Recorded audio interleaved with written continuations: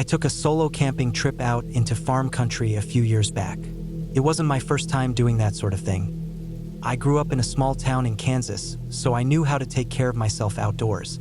I'd done a few longer hikes in Colorado, stayed a week in the Ozarks once, and even went off-grid in Arkansas for 10 days. But that trip, the one I took through eastern Kansas, out near the stretch of farmland that had been left fallow for decades, that one stuck with me in a different way. I'd found the location by accident, flipping through a local history book at a used bookstore. There was a chapter near the back that mentioned abandoned homesteads, old farms that were active in the early 1900s but were slowly given back to nature after the Dust Bowl and the farming collapse that followed. One of the entries mentioned a small family plot that had once been known for using the Three Sisters planting method: corn, beans, and squash grown together in shared mounds. It was described in a simple paragraph, just enough to say the family had done well for a while but eventually moved west and left the land behind. That mention stayed with me. I did some digging and tracked the general location down. Roughly 10 miles north of a town that barely had a name anymore, off a dirt road that turned to grass within a mile. A lot of that land was technically owned by a bank now, but no one checked or patrolled it. No fences. No warning signs. It wasn't a tourist spot or anything. Just a patch of old America left to rot. I figured I'd camp there for a few days. I had no romantic ideas about reconnecting with history or anything like that. I just liked quiet places. Places where you don't hear cars at night, where the stars feel close enough to touch. I brought a light pack, tent, sleeping bag, a couple gallons of water, food, a small field stove, flashlight, a hunting knife, and a few other basics. It was late September, so the air had cooled off, especially at night. I planned for 4 days. That seemed like enough. The first day went smooth. I parked where the road faded into overgrown prairie and walked in on foot. The place was wide, open land dotted with thick brush, tall grass, and wind-warped trees. I followed what had probably been a fence line decades ago. Just rusted posts still sunk into the earth every 20 or 30 feet. After about a mile, I found a flat area surrounded by a ring of tall trees, half dead, bent, and gray. Beyond them was an old field. You could still see the outlines of rows in the ground if you squinted just right. I set up camp near a pile of old stones, likely the remains of a foundation or fireplace. It was quiet, just wind and birds. I unpacked, made a small fire, and cooked some beans and rice. Watched the sun drop low and tried to read, but I kept getting distracted by the strange shape of the land. It wasn't anything obvious, just small things, like how the ground around the field was lower than it should have been, like it had been dug out in long channels, or how the grass there didn't seem to move with the wind the same way as the grass outside it. The stars came out fast that night. No cloud cover, the kind of sky you only get far from power lines and houses. I zipped into my sleeping bag and fell asleep to the wind. The next morning, I decided to explore. I brought my water, a snack, my knife, and wandered the perimeter of the field. It was bigger than I expected, about the size of a football field, maybe a bit more. I found what looked like an old well just past the tree line, covered with a slab of rotting wood and a few stones piled on top. I didn't touch it. Then I found something that made me stop. 3 plants, all growing together in a kind of circular mound. Corn, beans, and squash. They weren't fully grown. The corn stalk was about 3 feet high, thin, and fragile looking. The beans had started wrapping around it. The squash was low and leafy, spreading outward. It looked like someone had planted them deliberately, not long ago. I stared at that little mound for a long time. The soil around it was dark, richer than the pale, dry dirt everywhere else. It looked freshly turned. There were no tracks around it, no sign of tools, just the mound and the plants. I told myself it was probably a local gardener or some agriculture student experimenting with old methods. Maybe someone doing a history project. But it didn't sit right. That night, I didn't light a fire. I sat in the dark, eating cold food, listening. The wind had died down. The air was still. I couldn't hear any bugs, just silence. I went to sleep uneasy. I woke up once around midnight. No sound, just a feeling like someone was standing outside the tent. I didn't hear movement, but I felt that weight of being watched. I stayed still, breathing through my nose, hand on the knife near my head. Eventually, I must have fallen back asleep. The next morning, I stepped outside the tent and saw something that made my stomach drop. Another mound, closer this time, maybe 20 feet from camp. Same 3 plants, same dark soil. No footprints. No sign of disturbance. I walked around it twice, scanning the ground. Still no tracks. The rest of the day I spent pacing the camp. I didn't leave the area. Didn't want to. I kept checking the distance between the tent and the field's edge. It felt like the line between safe and not safe was creeping inward. That evening, I left a glow stick hanging from a branch near the edge of the field. Bright green, something to mark the edge of my space. At some point after I crawled into my tent, I heard a soft thud outside, like something dropping into loose soil. I didn't check. By morning, the glow stick was gone, and there was a third mound, right where the glow stick had been. This one was bigger. The corn stalk was thicker. The beans had grown higher. The squash leaves had spread wide. It had grown overnight, or hadn't been small to begin with. At that point, I started packing. I didn't care if I was being paranoid. By noon, I had everything ready to go. But as I shouldered my pack and started to head toward the road, I stopped. There was a fourth mound, directly in the path I'd taken to get in, blocking the trail. I froze, looked around. Still no sounds, no birds, no wind. I took a wide arc around it, avoided the path, moved through the tall grass, stomping down thorny weeds, trying to retrace the route to my car without getting turned around. I found it eventually. The car sat right where I left it. Nothing touched, nothing moved. I threw the gear into the back, locked the doors, and drove until I hit pavement.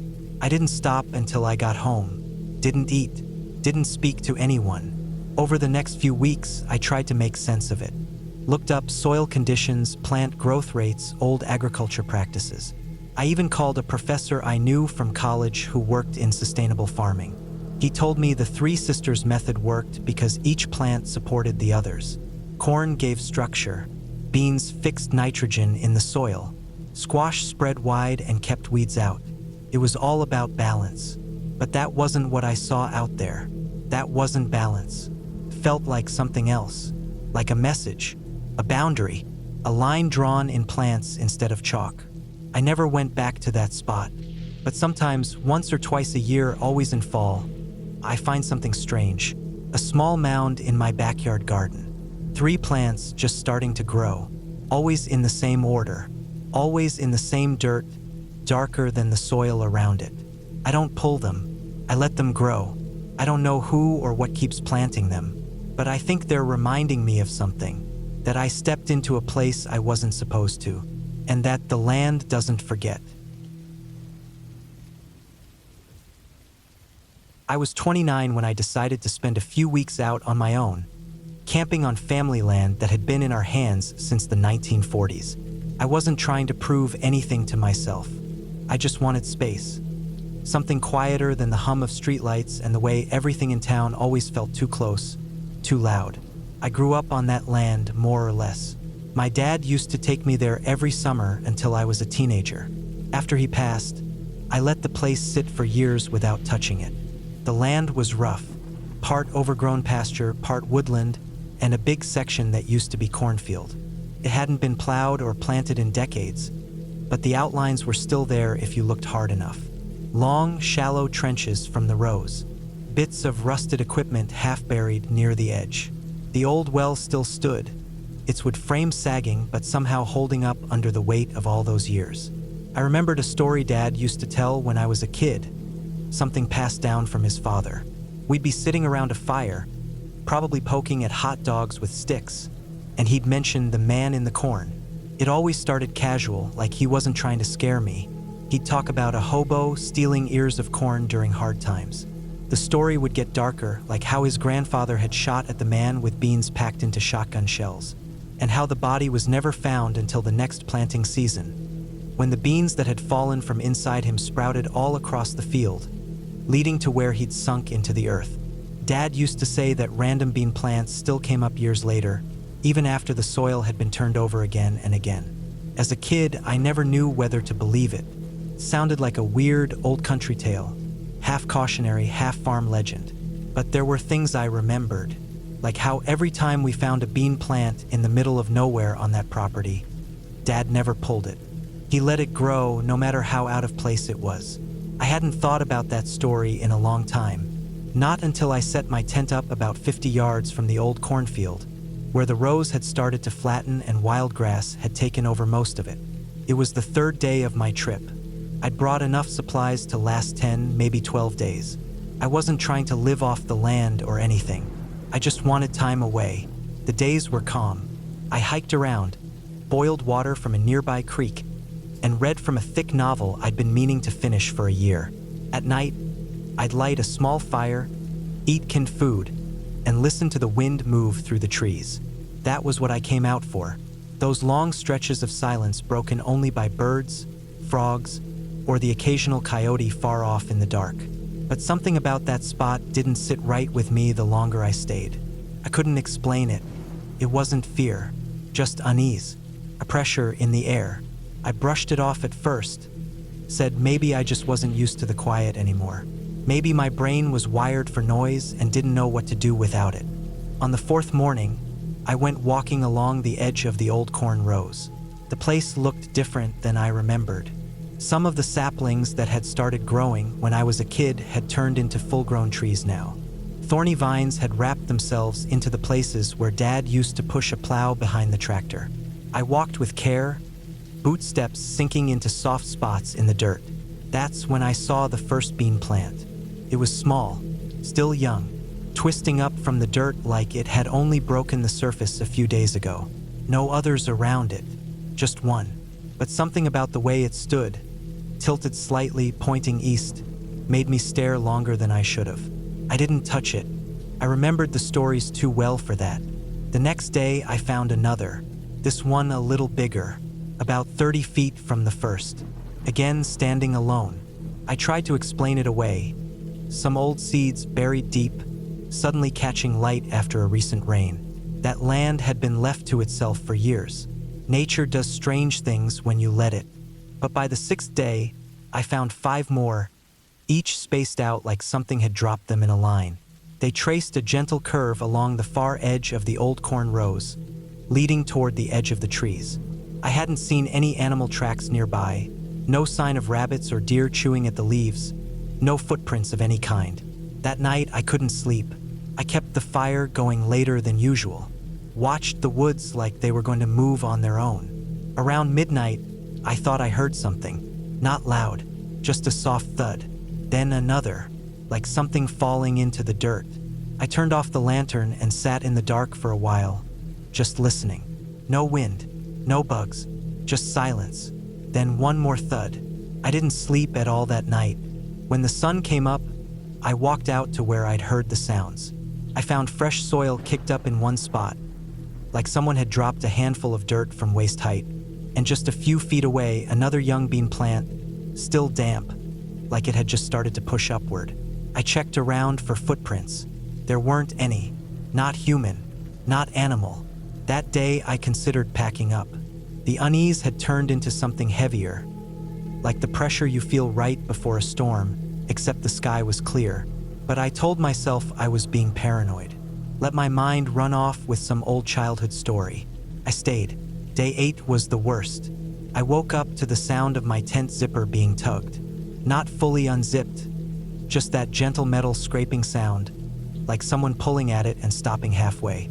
I froze, reached for my knife, sat there barely breathing. The sound came again, then a long pause, then footsteps, slow but steady, walking away.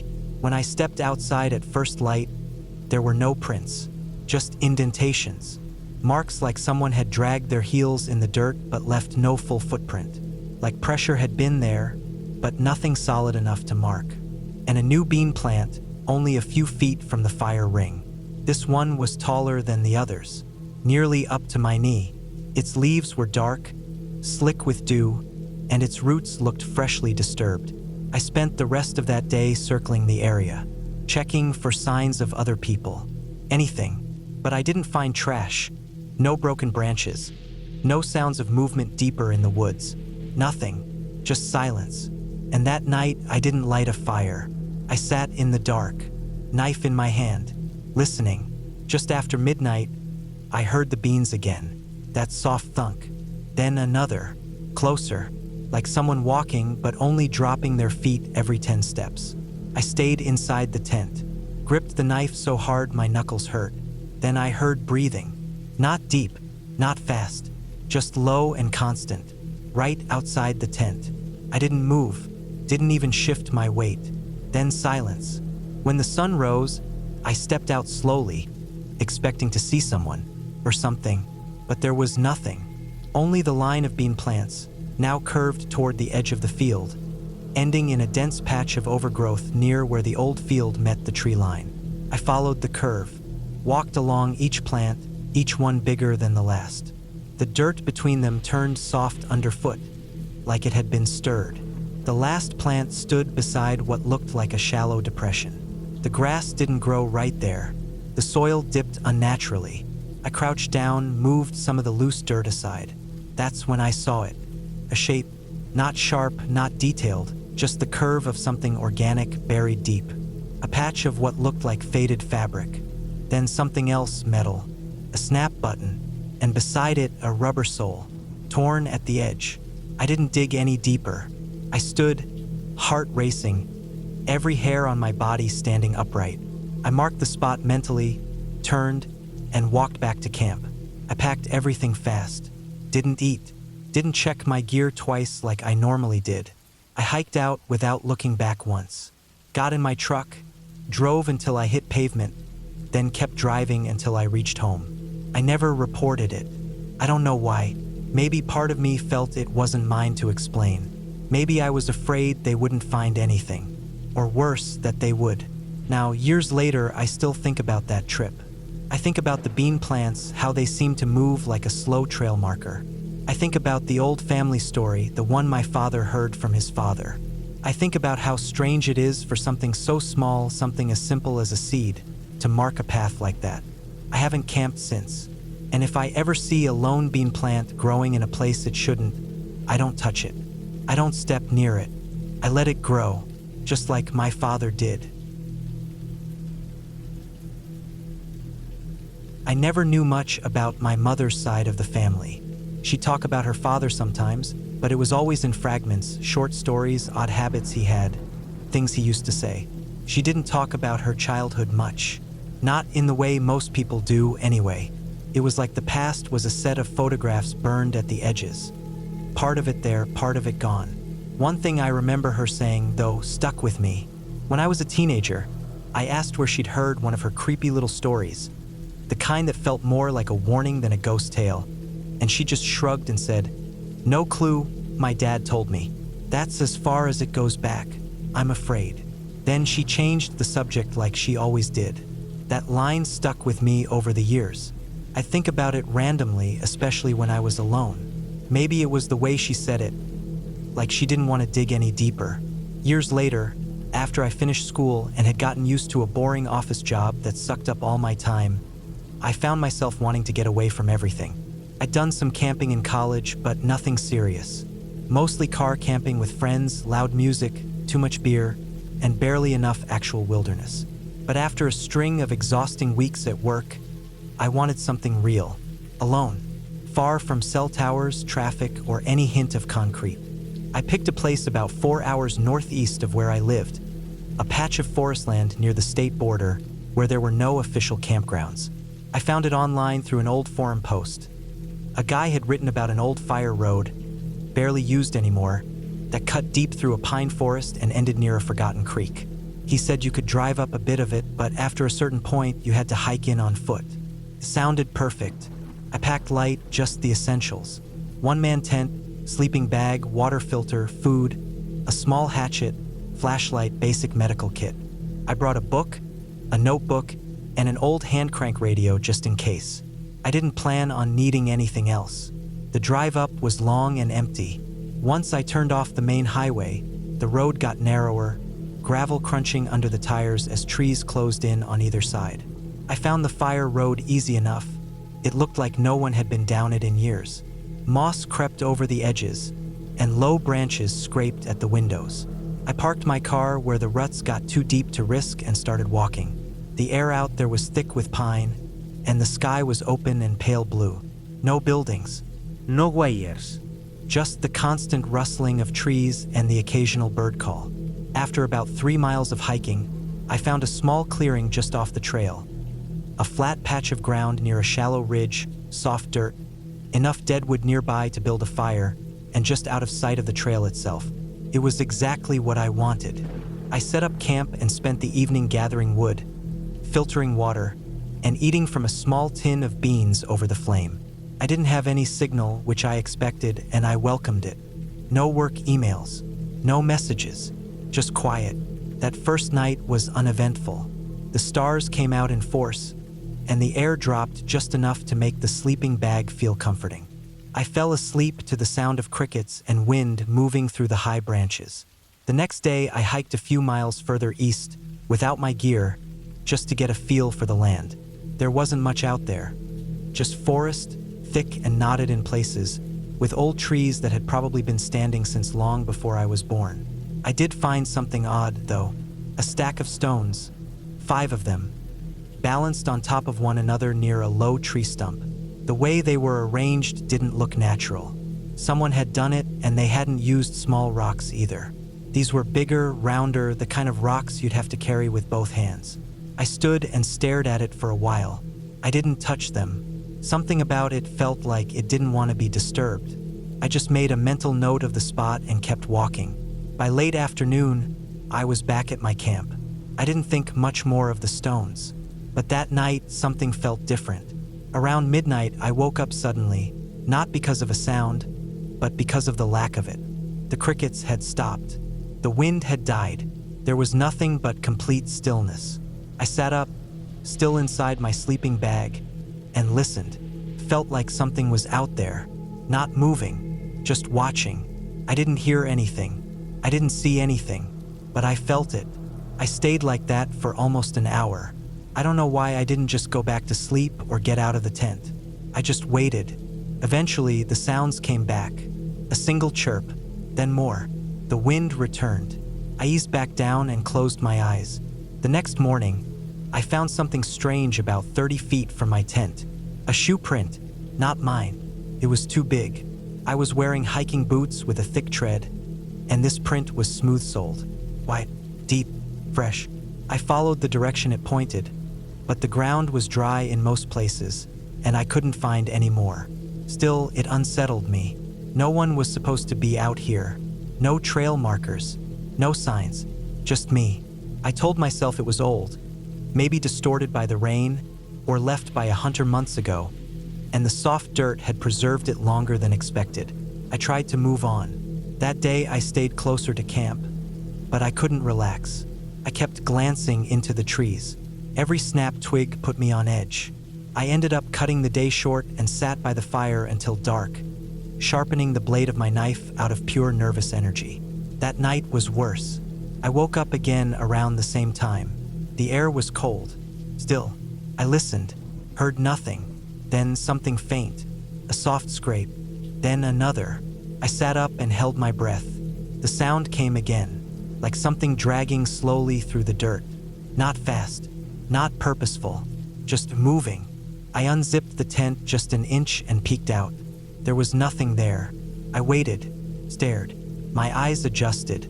Then, at the edge of the trees, I saw something. A figure, not moving, just standing there. I could barely make out the shape. Tall, lean, still. No flashlight, no gear, no campfire. Just standing there like a statue. I didn't move. I stayed inside that tent, knife in hand, heart beating so loud I thought it would burst through my ribs. Eventually, the figure walked backward into the trees. Backwards, not turning around, just stepping into the darkness. I didn't sleep the rest of the night. I stayed awake, listening for any sound. Nothing else came. When the sun rose, I packed up as fast as I could and started hiking back toward my car. But here's the thing. As I followed the same trail I came in on, I noticed small changes. First, more stone stacks. like the one I saw earlier, but newer, fresh. 3 of them within the first mile. Then, strips of cloth hanging from low branches. Dirty, torn. Some looked like they'd been soaked in water, others crusted with something darker. I kept walking. About halfway back, I came across an old tarp nailed to a tree. Beneath it, half buried in leaves and dirt, was a pile of trash. Old cans, burned fabric, and bones. Animal, I told myself, but I didn't stop to check. By the time I saw my car in the distance, I was shaking. My hands felt numb, and my feet were blistered from walking without rest. I got inside, locked the doors, and drove without stopping until I was back on paved roads. I didn't look in the rearview mirror once. I didn't tell anyone what happened. Not really. I just said the weather turned bad and I decided to cut the trip short. But I kept thinking about that figure.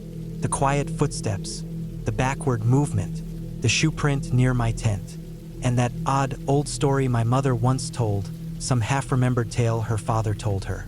She never gave it a name, just said it was about someone out in the woods who watched people, waited, never spoke, never moved unless you weren't looking.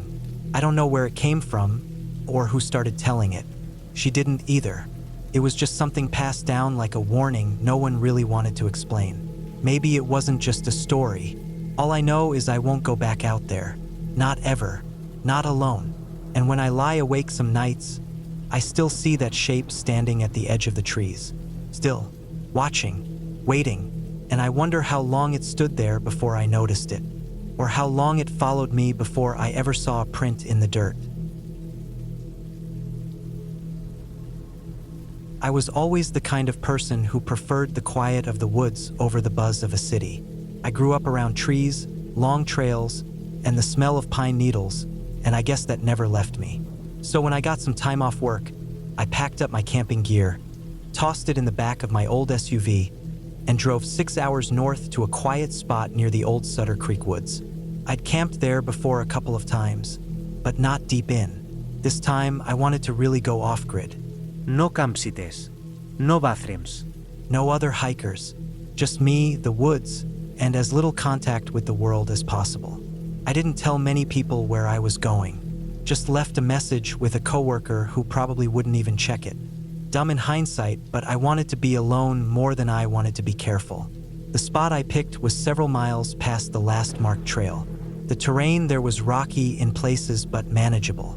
I parked at the old Ranger gate, locked my car, slung my backpack over my shoulder, and started walking with that familiar mix of excitement and calm I always felt when stepping into the forest.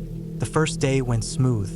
Hiked in about 5 miles, found a flat clearing near a dry stream bed, and set up my small one-man tent under some tall pines. The weather was perfect. Not too cold, not too humid, with a breeze that rustled the leaves just enough to feel alive. I cooked a freeze-dried meal, sat on a log until dark, and fell asleep to the chirping of crickets.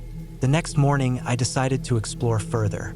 I left most of my gear in the tent, took my knife, a flashlight, and a small pack with snacks and water.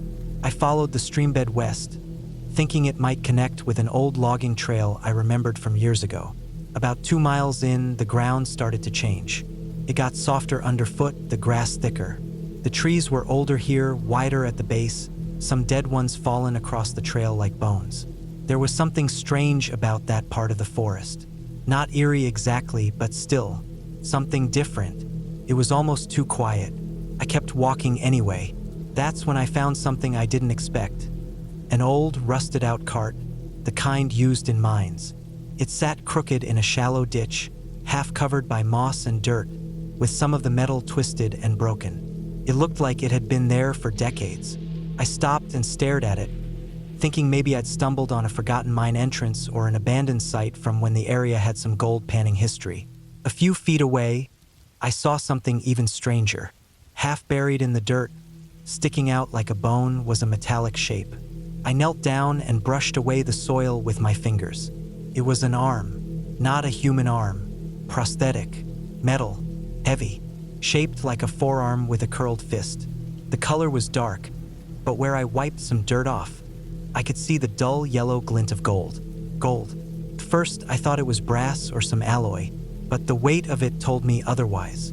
It wasn't light like aluminum or fake junk. This thing was solid, cold to the touch, rough in some places, smooth in others. Whoever made it had tried to craft something elegant but ended up with something crude. It wasn't functional, more like a symbol, a decorative piece pretending to be useful. I held it in both hands, turning it over, and that's when I noticed the initials carved into the wrist. Yes, that gave me pause. A gold arm with initials? In the middle of nowhere. Why would something like that be here? My brain started running through possibilities. A film prop?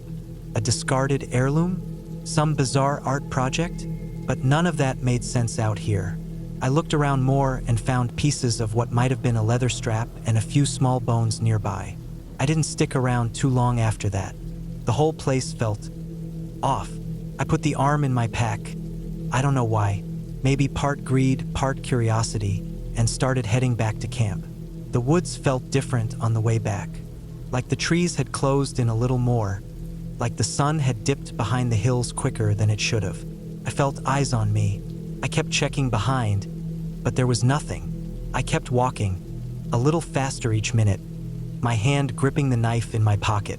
When I got back to camp, I tossed the golden arm beside my tent, feeling unsure whether to keep it or leave it. I stared at it for a while, then went about making a fire, tried to push it out of my head. But that night, I barely slept. Every sound made me sit up, twigs snapping, branches creaking. The wind didn't feel natural anymore. It felt like it was pushing things toward me. Around midnight, I swear I heard something walking through the brush near my camp. Slow steps, not an animal, not a deer, heavier than that, something trying not to be heard. I stayed completely still inside my tent, listening, holding my knife close to my chest, heart pounding so hard I thought it would give me away. Then silence, and then the zip of my tent. Not the actual zipper, but the sound, like it moved just slightly. I didn't move. I barely breathed. Then a deep silence again. Eventually, nothing happened. The steps faded. I must have passed out because I woke up with the early light seeping through the nylon walls. I packed up quickly, threw everything into my bag, except for the arm. I left it there. Something about it didn't feel right. It wasn't just weird, it felt wrong. Like it belonged to something I didn't understand. Something that might want it back. The hike back was long. I kept stopping to look behind me. My nerves were frayed. Every bird call made me jump. I got to my car, locked the doors as soon as I got in, and drove away like I was being chased. Back home, I tried looking up those initials. S prosthetic gold arm. I found nothing at first. Just vague mentions of old European medical oddities. A few stories about wealthy families commissioning gold-plated prosthetics for disfigured daughters as a symbol of status, especially during post-war periods. One article mentioned a Belgian merchant in the early 1900s whose daughter had lost her arm in a fire. He supposedly had a prosthetic cast in gold. The article didn't say much more, only that the girl later disappeared and the family quietly sold their estate. It was a rabbit hole I didn't want to go further down. Weeks went by and I tried to forget it, but something stayed with me. Then one day I got a package at my apartment. No return address. Inside was a sealed envelope, and inside that was a single photo. It was my tent, in the woods, from behind a tree, taken at night, and next to my tent, right beside it, like someone placed it there with care, was the golden arm. I didn't sleep that night. I left the city the next morning, told work I needed time off, and moved back to stay with my brother 3 states away. I haven't camped since. I think about that photo sometimes. Who took it? Why they took it? If they followed me home or had already been there when I found the arm. If it was a warning or something else. Whatever the answer is, I don't want to know. But I do know this: that arm was never meant to be useful. It was meant to show something. Possession, power, control. It wasn't made for comfort or movement. It was made to display value. Whoever had it made didn't care about the person wearing it. It was never about function. It was about ownership. And I think somehow someone still believes it belongs to them. I don't go near the woods anymore. I keep the doors locked at night. I don't tell people why, but I'll never forget the weight of that golden arm in my hands and the feeling that I was never supposed to touch it. And I think whoever or whatever left that photo wanted me to remember that. I hadn't thought about that trip in years until someone said, "Excellent retelling, brings back memories." Just a throwaway comment under a camping story online. I'd read the post casually at first, some guy's spooky solo night in the woods, but by the end I was sweating, because his description of what happened, of how it felt, reminded me way too much of a weekend I spent alone in the hills of eastern Kentucky. I was around 26 at the time, doing okay for myself. I was single, working remotely for a small logistics company, and I had the freedom to take long weekends. That fall, I wanted to go out for 2 nights. No major hikes or mountain climbs, just a quiet solo camping trip to a place I hadn't explored before. I picked a forested stretch of state land about 25 miles off the main highway. It wasn't a park with rangers or gates, just public land with some ATV tracks and fire roads, mostly used by hunters and locals. I had a solid setup, 2-man tent, sleeping bag rated to 30 degrees, jet boil, bear canister, light pack, good boots. I brought enough water to last 3 days and had a Sawyer filter as backup.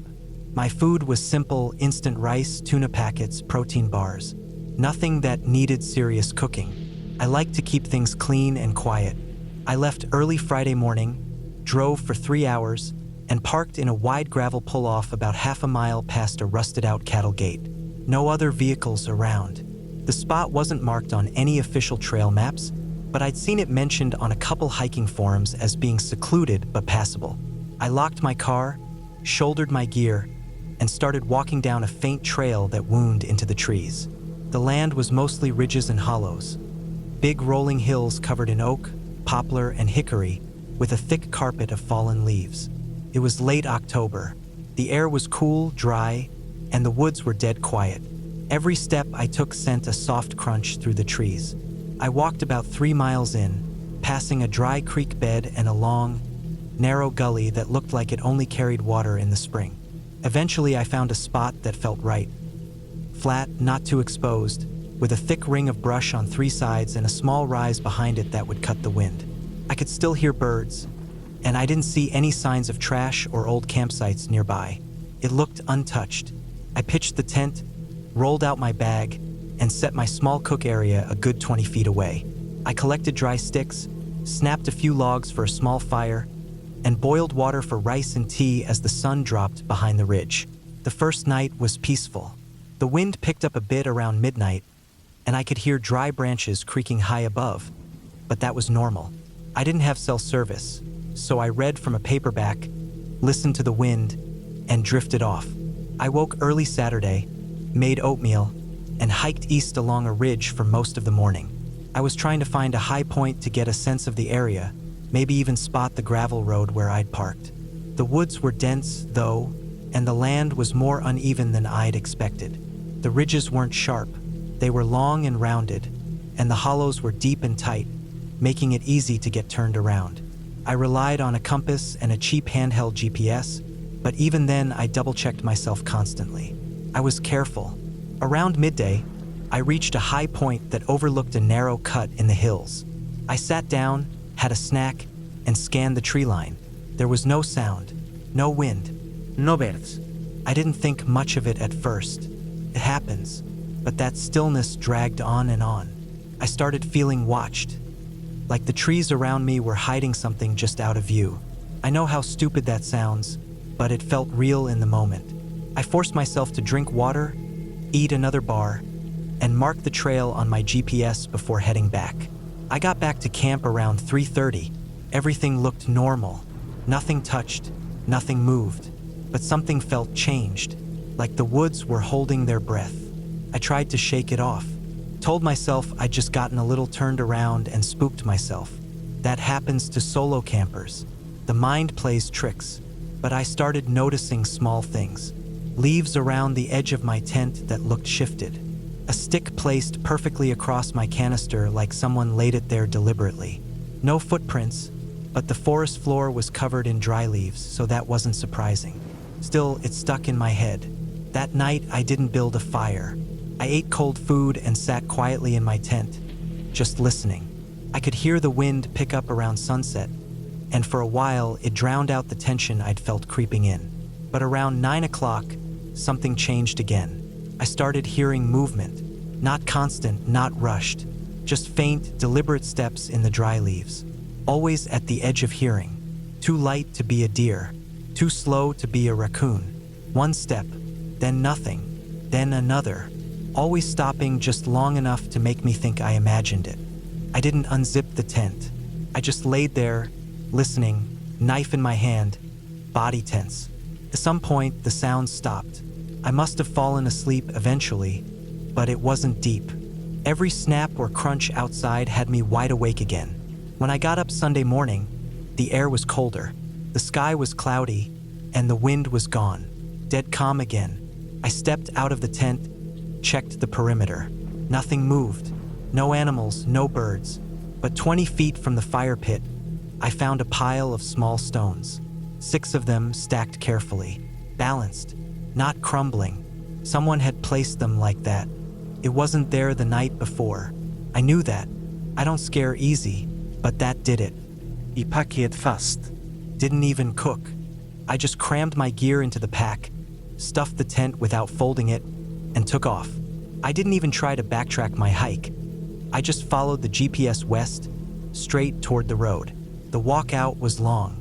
The woods felt darker, even though it was morning. I kept glancing behind me, sure I'd see someone, but there was never anyone there. The only time I stopped was to check a large tree that had deep, vertical cuts in its bark. They were fresh, not claw marks, not axe hits. Something had scraped down it in long, even strokes, from shoulder height to near the roots. I didn't stay long. I got back to the road by early afternoon. My car was untouched. I opened the door, threw the pack in the back seat, and got in. Locked the doors before even turning the key. I sat there for a while, sweating. My hands were shaking. I kept looking in the rear view, scanning the woods. The leaves didn't move. No sign of anything. But the feeling stuck with me the entire drive home. Like someone was just out of sight, watching. I didn't tell anyone right away. What was I going to say? I heard footsteps, saw some rocks stacked up. Maybe someone was messing with me? It sounds harmless when you say it like that. But out there, 3 miles from the nearest gravel road, it didn't feel harmless. It felt surgical, intentional, like someone wanted me to feel just unsafe enough to leave. And it worked. Months later, I was talking to a guy at an outdoor store near my place. He'd lived in that part of Kentucky years before. I mentioned offhand that I'd been camping out near some state land southeast of town. His face changed a little. He told me there were rumors, nothing official, but people had stories about strange things happening out there. Not monsters or Bigfoot, just people, off-grid types, squatters, meth labs, Ex-cons. people who didn't want visitors. That hit hard, because I hadn't seen anyone. No voices. No faces. Just small things that told me I wasn't alone. Someone had been watching me, probably from the minute I walked in, and they didn't want a confrontation. They just wanted me gone. Sometimes I wonder what would have happened if I hadn't left that morning. If I'd stayed another night, would it have escalated? Would they have moved closer? Cut my tent? Waited until I slept deeper? I'll never know. I still camp, but only at known sites, and never alone. I check maps, report my location, leave itineraries. I don't wander into unnamed woods just because they look peaceful anymore. That trip burned that lesson into me. If someone says it brings back memories, I hope they mean the same kind of gut-deep awareness that something's wrong, that you're being watched, that the woods don't feel right, because once you've felt that, you never forget it. It started with a simple routine. I've always had this habit, ever since I was a kid, of waking up in the middle of the night, not from nightmares or anything dramatic like that. I just stir awake around 2 or 3 a.m., no matter where I am. It's usually just a soft snap to consciousness, like my body is checking in for a moment before slipping back into sleep. I don't fully open my eyes. I don't move much. I just lie there for a second, roll onto my side, stretch my hand down, and feel for my dog.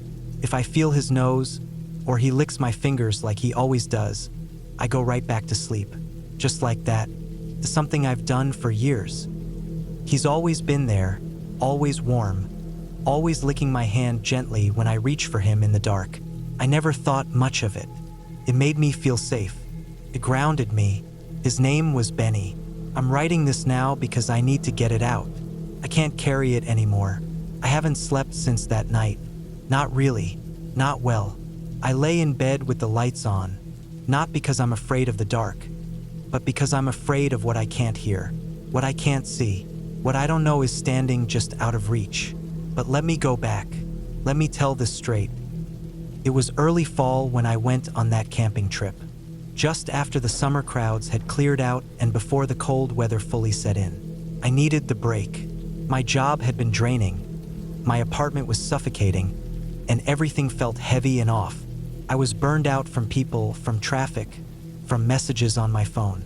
I wanted to shut everything off and go somewhere quiet. Benny always loved the outdoors, and I figured it would be good for both of us. A weekend in the woods, just me, him, and silence. I picked a remote site in the mountains, about 2 hours from home. It was part of a forest reserve, not a maintained campground with drive-up parking and paved walkways. You had to hike about a mile in to reach the backcountry sites. I liked that. It meant fewer people, fewer distractions, just trees, dirt, and space. I packed light, a 2-person tent, a foam sleeping pad, a small burner, simple food, some clothes, a flashlight, and a folding knife. I brought Benny's blanket, his food, and a collapsible bowl for water. Everything fit into my pack. The hike in was peaceful, and the leaves had just started changing colors. I passed nobody on the trail, just squirrels and birds. The site I chose was near a small stream, tucked away behind a thick patch of spruce trees. The tent spot was flat and dry, surrounded by tall grass and mossy boulders. I set up camp slowly, enjoying the quiet. No cars, No screens. no hum of appliances or distant city noise. Just wind, the gentle flow of the stream, and the sound of Benny padding around sniffing everything. The first night was uneventful. I made pasta on the burner and ate by the fire as the sun went down. Benny lay beside me with his head on his paws. We watched the flames together.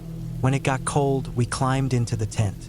I unrolled the pad and sleeping bag, gave Benny his blanket, and zipped the tent flap shut. Inside, it was warm and close. Benny settled beside me, stretched out near the foot of the sleeping bag. I clicked off the flashlight and lay on my back. After a few minutes, I drifted off. Sure enough, I woke up around 3 a.m., like always. I didn't open my eyes. I just felt the air cold, still, wrapped in darkness. I rolled to the side and let my hand fall over the edge of the bag. A moment later, I felt the soft, wet flick of a tongue on my fingers. Benny's familiar goodnight. I smiled and went back to sleep. The next morning, the tent was full of pale gold light. Benny was sitting upright, watching the flap. I let him out, fed him, and then boiled some water for oatmeal and instant coffee. We hiked a few miles that afternoon, down along the stream and into a gulch with thick green underbrush. He stayed close but explored freely. His tail wagged nonstop. Felt good. I felt good. The second night, the wind picked up. Not enough to be scary, just enough to make the trees creak and toss their limbs. I built the fire bigger and sat close. The stars were visible in patches through the branches. Everything smelled like pine and smoke. Benny curled up again beside me. We were alone and it felt right. Later, when I climbed into the tent, I double-checked the zipper. I always do that when I camp, just a nervous habit. I tugged on it to be sure. It was secure. I put the flashlight in the side pocket, then crawled into the bag. Benny circled a few times and plopped down with a sigh. I fell asleep to the sound of wind in the trees. And again, sometime in the middle of the night, I woke up. It was darker than before. The moon must have been behind clouds. I didn't open my eyes all the way. I didn't move much. The air was still, cold. My sleeping bag felt damp with breath and condensation. I reached out like I always did. My hand dropped over the side of the pad. I felt the slow, wet flick of Benny's tongue on my fingers. It was such a small thing, but it made me relax instantly. I drifted back to sleep with my hand still hanging there. When I woke up, the light was different. Dimmer than morning should have been. Gray, cloudy. I blinked a few times, my face tight from sleep and cold. The air inside the tent was stale. Benny wasn't at my feet. That was the first thing I noticed. His blanket was there, some loose hair, but not him. I sat up and rubbed my face. My head felt slow. I figured he must have gone outside, so I leaned forward and unzipped the tent flap. He wasn't there. The fire ring was cold. The trees were still. No wind, no birds, just silence. "Benny," I said it without thinking, like I forgot for a second that I was supposed to be alone. But nothing answered. I stood up and walked the edge of the camp, checking the trail, the stream, the boulders nearby. I even looked up into the trees, thinking maybe he'd chased something. No sign, no sound. It took me about 10 minutes to circle back to the tent. And that's when I saw it. Inside, I had left the tent flap open, and from where I stood, I could see something on the far wall. Writing, big, red, smeared letters across the nylon wall of the tent. I stepped inside, and the world twisted. Benny was there, on the floor of the tent, curled unnaturally. His fur was soaked, but not from rain or dew. His throat had been cut. Blood had soaked into the blanket beneath him, and there was more, so much more, painted onto the tent wall. The words, "Humans can lick too." I can't explain the sound that came out of me. It wasn't a scream. It wasn't even panic. It was like a slow emptying of everything inside me. I dropped to my knees. My fingers trembled as they reached toward his body, but I couldn't touch him. Couldn't. My mind kept going back to the night before. The licking, the soft, slow flick of a tongue across my hand. It hadn't been Benny. It had been someone else. Someone inside the tent with me. Inside the tent, breathing quietly, hiding, waiting, licking my hand while I slept. I don't remember zipping the tent shut. I don't remember packing. I just remember stumbling through the trees with my pack half done, the knife in one hand, and my flashlight in the other. My legs kept wanting to give out. I kept looking over my shoulder. It took me almost 2 hours to reach the trailhead. My car was untouched. I drove with the windows down even though the air was freezing. I couldn't breathe otherwise. When I reached the ranger station, I walked inside and told them everything. I showed them my tent. They didn't say anything at first. They just looked at the writing. They looked at Benny. Then they called the sheriff. They found tracks, human ones, bare feet. They found a razor blade near the edge of the site, but they never found anyone else. I spent hours being asked questions. I answered what I could. I cried. I gave them everything I had. They told me I was lucky to be alive. I didn't feel lucky. It's been 6 months. I moved apartments. I don't camp anymore. I don't hike. I don't even walk alone at night. I keep my windows locked. I keep a flashlight by my bed. I sleep with a knife under my pillow, but I still wake up in the middle of the night. Every night, and sometimes, without thinking, I let my hand fall over the edge of the bed. Then I remember, and I pull it back. Fast. Because now I know. Humans can lick too. I've always thought that old story, the one where the girl gets a reassuring lick from her dog in the dark, only to wake up and find out it wasn't the dog, was just cheap and lazy. You know the one. Ends with "humans can lick too," written in blood or something ridiculous like that. It's not scary. It's just dumb. What kind of killer would even do that? How would they know about the girl's weird habit? Why would they play along with it? Real people don't act like that. Real fear isn't some twist ending and dramatic writing. Real fear is slow, creeping. Real fear is realizing way too late that something is very wrong.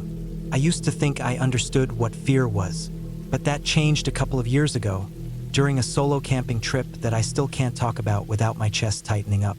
I've gone back and replayed every second of it in my head more times than I can count.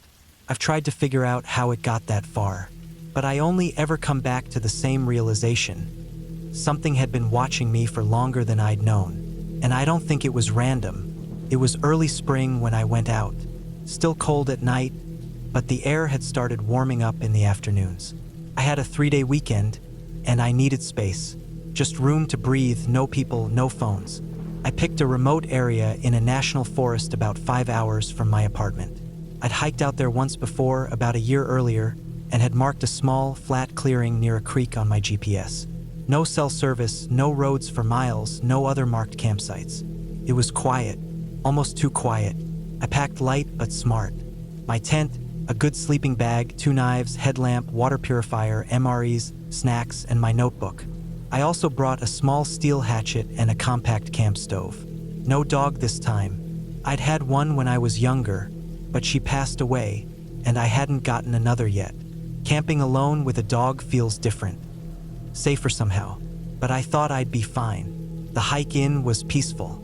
The sun was out, and the trail was empty. After about 4 hours of hiking, I veered off the path and cut through the trees, using the GPS to lead me to that same hidden spot by the creek. I found it untouched. No new fire rings, no fresh footprints, nothing that said anyone had been there in months. I set up camp slowly, just taking it all in. The forest around me was thick. Old growth trees, big roots, dead leaves covering the floor. The creek behind the clearing ran steady but not loud. There were no signs of animals nearby, no bugs swarming. I thought it was perfect.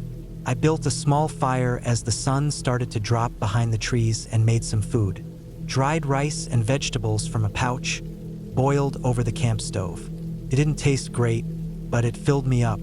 After I ate, I walked down to the creek with my headlamp and washed the pot out.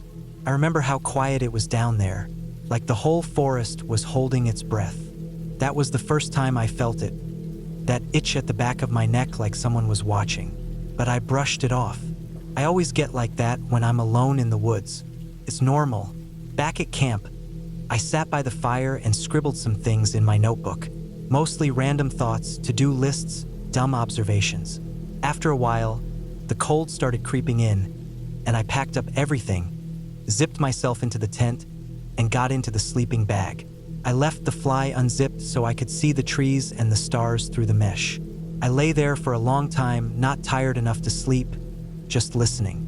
The forest was dead silent. No owls, no wind, no rustling. Eventually, I must have drifted off. I woke up sometime in the middle of the night, freezing. I checked my watch, 2:34 a.m. My headlamp was beside me, and I turned it on low. The inside of the tent looked normal. I sat up and zipped the fly shut. Then I turned the lamp off again and tried to settle back in. But something wasn't right. Took me a few minutes to realize I was wide awake and alert. Not groggy, not disoriented. My heart was thudding, like my body knew something I didn't. I lay still and listened. That's when I heard it. A very faint crunch of leaves. Not close, maybe 40 or 50 feet from the tent. Just one crunch, then nothing. I stayed frozen in my bag, ears straining. 10 seconds went by, then another crunch, slower this time. Still distant, but not far enough. I told myself it was probably a deer or a raccoon, but something about the way the sound came, one step, then long silence, didn't feel like an animal. I sat up slowly and reached for the knife I'd kept next to my sleeping bag. My hand was shaking. The tent suddenly felt too thin, too exposed. I didn't want to turn the light back on. I wanted whoever or whatever was out there to think I was asleep. 5 minutes went by. No more sounds. I stayed perfectly still, just gripping the knife. Eventually, I must have nodded off, still upright. At some point later, still dark, I woke again to the sound of something brushing against the side of my tent. Just a faint, slow drag of something against the nylon. It moved from one end to the other, then stopped. I didn't move, didn't breathe.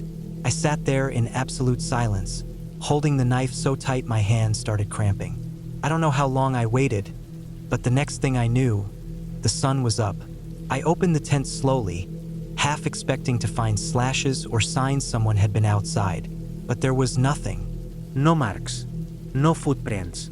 The leaves outside hadn't even been disturbed. I didn't eat breakfast. I packed my bag in under 5 minutes and left the site behind. I didn't even take time to douse the fire ring or bury the trash bag I tied up the night before. I just left it hanging in a tree.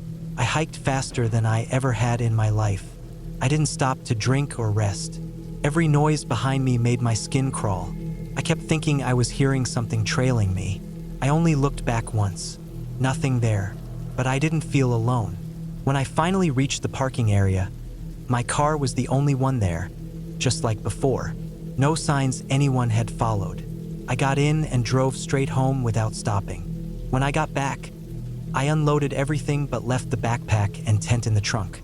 I didn't even want them in my apartment. That should have been the end of it. But that night, something weird happened. I got in bed, completely exhausted. I lay there on my side, facing the wall, and must have drifted off quickly. At some point, I woke up because I felt something cold and wet on my fingers. My hand was hanging off the edge of the bed. The apartment was pitch black. Took me a second to even remember where I was. I sat up fast, heart pounding, and flipped on the lamp. Nothing in the room, just me. My bedroom door was closed. I looked at my hand. It was wet, not dripping, but clearly moist like something had licked it. That's when I realized I'd done it again. The same habit I had when I was a kid, hanging my hand off the bed, like I used to with my dog. I didn't sleep again that night. The next morning, I checked the apartment top to bottom. Windows locked, door deadbolted. No signs of anything out of place. I told myself I must have drooled or something. Maybe I'd wiped my hand on my face and dreamed the rest. Maybe it was a nightmare that tricked my senses. I told myself that every day for weeks. But here's the thing that stuck with me. The one detail that bothers me more than anything else. When I'd set up my tent that night, I'd rolled my sleeping bag with the zipper side away from the fire. I always do that, so it's easier to reach with my right hand. But in the morning, when I woke up and opened it, the zipper was facing the other direction. I hadn't touched it during the night. I know that for a fact. The only way that could have happened is if someone had been in my tent while I was sleeping, unzipped my bag from the other side. Maybe just to look at me, maybe more. I'll never know. There was no dramatic ending. No blood on the walls. No police investigation. Just a cold realization days later that someone was out there. And they weren't trying to kill me. They were trying to scare me. Not the over-the-top humans can lick too nonsense. No jokes. No clever notes. Just quiet movements. Small signs. A presence that was always a few feet beyond where I could see. And maybe that's worse, because it means they were smart. They were patient. And they're probably still out there, waiting for the next person to roll out their sleeping bag in that quiet little clearing by the creek. I was 22 when this happened. I just finished a grueling semester at college and needed a break from everything. A buddy of mine had given me directions to a quiet little spot deep in a national forest, a few hours' drive from where I lived in Tennessee. It was supposed to be one of those lesser-known clearings near a creek, accessible only by hiking about 2 miles from a gravel pull-off. Not official, not marked, just something you find once and hold on to. He said he'd camped there a few times and never saw another soul. That sounded perfect to me. I packed light, just enough gear for a solo overnight. 1-person tent, sleeping bag, water, some trail mix, a headlamp, first aid, and my folding knife. I brought my dog too, an old mutt I'd had since I was 16. She was part lab, part shepherd, sweet but protective. She didn't need a leash. She stuck close and never ran off. We got to the trailhead in the afternoon. The gravel lot was empty, just us. No signs, no map, just a faint trail someone had clearly used enough to wear down the grass and brush. It felt like the perfect little hidden place to decompress. The hike wasn't hard, just remote. We followed the trail through dense forest, the path winding through trees that got thicker and taller the deeper we went. After about 30 minutes, I could hear running water ahead. Sure enough, we came upon a shallow creek and, just past that, a small clearing nestled between two old oaks. There was even a crude fire ring made from stones, probably left by my friend or whoever else had camped here before. I set up camp there. My dog roamed around, sniffing everything, tail wagging. By the time the sun dropped low, I had a fire going, some water boiling for a cup of tea, and my bag rolled out inside the tent. The woods felt still. You know that deep silence you get where it's so quiet, even a squirrel sounds like a bear? That kind of quiet. But I liked it. Peaceful. I had one strange little habit I'd carried over since I was a teenager. When I was gonna sleep, I used to hang my hand over the edge of my bed, and my dog, this same dog, would lick my fingers. Just a quick lick or two. I don't know why I started doing it, but it always comforted me. In the tent, I'd do the same. If she was lying next to me, I'd hang my hand out of the sleeping bag, and she'd give it a lick. Just a signal, I'm here. Anyway, that night I crawled into my sleeping bag, zipped it up, and lay in the dark, watching the fire through the mesh door until it burned down to embers. My dog curled up at my feet, just outside the tent. Eventually, I dozed off. Sometime during the night, I woke up. Not startled, just kind of slowly coming out of sleep. I don't remember hearing anything unusual, but I reached my hand out of the bag without thinking. A second later, I felt the familiar lick. One long swipe across my fingers calmed me right down. I remember smiling a little and going back to sleep. The next time I woke up, it was just starting to get light. Everything was blue and gray, the woods still wrapped in morning fog. I sat up and unzipped the tent to find my dog was gone. That wasn't normal. She never wandered far. I called out softly. Nothing. I climbed out of the tent and looked around. No sound, no movement, just that early morning damp quiet. After about 20 minutes of looking and calling, I found her maybe 30 yards from camp, half hidden in the underbrush by the creek. She was dead. It looked like her neck had been cut, not torn open like from an animal attack, clean. Blood had soaked into the dirt under her, and there was a kind of quiet, wrong stillness to the scene that made my skin crawl. I just stood there for a while, trying to make sense of it. Couldn't. There were no other signs, no drag marks, no paw prints, no blood trail. It was like someone had silently crept up to her during the night and slit her throat without making a sound. I didn't feel anything for a few minutes, just numb. Then I started panicking. I ran back to the tent and grabbed my pack, stuffed things inside as fast as I could. I kept looking over my shoulder, expecting someone to be there in the woods, just watching. I didn't even eat. I just packed and left. As I hiked out, I kept hearing sounds behind me. Twigs snapping, dry leaves rustling. I told myself it was squirrels, maybe a deer, but I didn't stop to check. I walked faster than I should have with that terrain, sweating, chest tight. I had this horrible image in my head. Me waking up in the middle of the night and offering my hand out, and someone crawling into the tent to lick it. That thought kept looping in my brain, over and over. I made it back to the car without seeing anyone. I got inside, locked the doors, and just sat there, trying to breathe. I didn't call the police. I should have. But what would I even say? Someone killed my dog out in the woods and maybe licked my hand while I was sleeping? It didn't sound real. For the next few days, I couldn't sleep. I kept thinking about how whoever did that had to have been watching. They had to know about my dog, about the weird hand thing, which meant they were close enough to see me do it maybe more than once. They were watching. Maybe they followed me in. Maybe they saw us set up camp. Maybe they waited until I was asleep. Maybe they crept into the tent, not to hurt me, just to mock me, to play with me, because that lick wasn't just random. It was deliberate. That's the part that still gets me. If they just hurt my dog and left, I'd think they were some twisted drifter. But the lick? That was personal. That was cruel. That was calculated. And then I started thinking about the campsite itself. That spot wasn't on any map. It wasn't part of the official trail system. My friend had given me those directions from memory. What if he wasn't the only one who knew about it? What if someone else had been using that spot regularly, watching people come and go? What if they'd been out there for years? I stayed out of the woods after that, for months. My gear sat untouched in a bin in the garage. I couldn't even look at the sleeping bag without remembering that moment. How calm I'd felt after that lick. How safe. I never told my friend. Never told anyone, really. People always laugh about that old urban legend. The girl with the dog and the humans can lick too punchline. But they never ask the right question. Why would someone do that? It's not just for a scare. Not just for a thrill. It's a message. A sick little inside joke. That's what scared me the most. That lick meant they understood. They watched. They got close. And they wanted me to know. I moved apartments about a year later. Different part of the city. New locks. Bars on the windows.